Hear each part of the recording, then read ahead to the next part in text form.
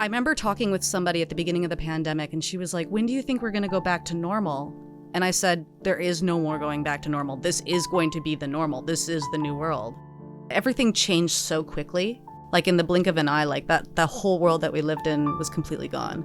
I can't change it. As much as we would all love to go back to normal, we've lost too many people and we've all gone through so much, especially artists, that I don't think you can undo this. My name is Corynne Ostermann. I am an artist, musician, and designer among a million other hats that I wear, based out of Baltimore, Maryland, and I am 30 years old. It was really bizarre because it was within a couple days, my life completely changed. I feel like a lot of people have the same story in that way. I went from being very employed and having my income come from like 7 different locations to losing several of those jobs and having it come from like 2 locations, and really kind of feeling screwed because of it. The pandemic has affected my art making process.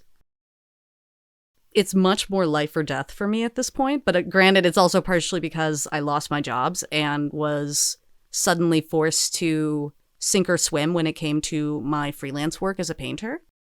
So that means I was just booking the crap out of like murals, doing anything from refinishing kitchens to commission work, what have you, anything that I could do to stay alive. I think the pandemic has affected the arts, obviously in a negative way. A lot of people have either quit or taken different jobs or what have you, or are taking a seat for a second and doing what needs to happen. And it's tough to watch people that you know that you like very much care about and their talents and their skills have to go and do some dumb day job because they don't have the resources. There was never a moment where that was my main deal, and the pandemic forced it to become my main deal for a while. It also took away my music hat, which, you know, I miss that identity quite a lot, actually.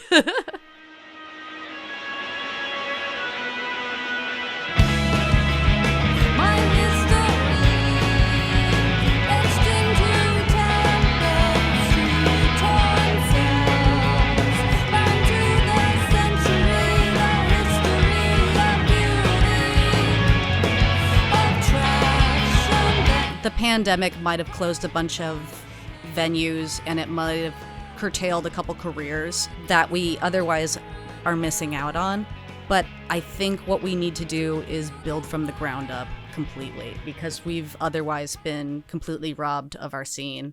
Baltimore's creative scene is one of those things where when I first moved here, that's the reason I stayed. There is so much diversity of thought as well as diversity of people here. And I also like the fact that it is affordable. It's not limited to just rich kids here. It's limited to people who can work and who can do the time and the effort, which is really cool at the end of the day. That really, it's one of the few cities that I think is still free in that way. And there's still neighborhoods and there's still people who are living here. There's still locals. There's still artists who have born and raised and had families here. Like, the sense of community in Baltimore is palpable. They literally call it Smalltimore for a reason. It's because everybody knows each other. And I think that that makes for a really strong, but yet small music and art scene.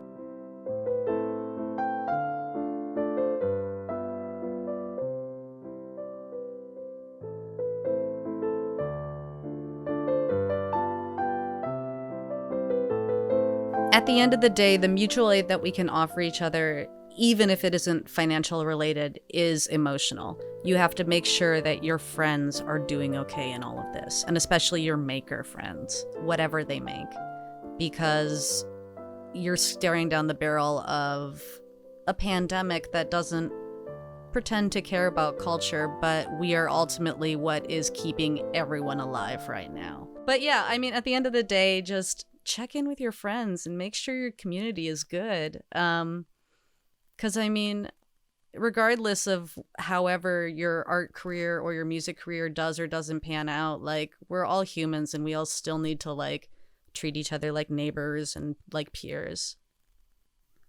It's funny because at the end of the day, it's my job and I will always whine and complain about it because it is my job and that's what I've been trained to do. But I know that this is also, like, my dream.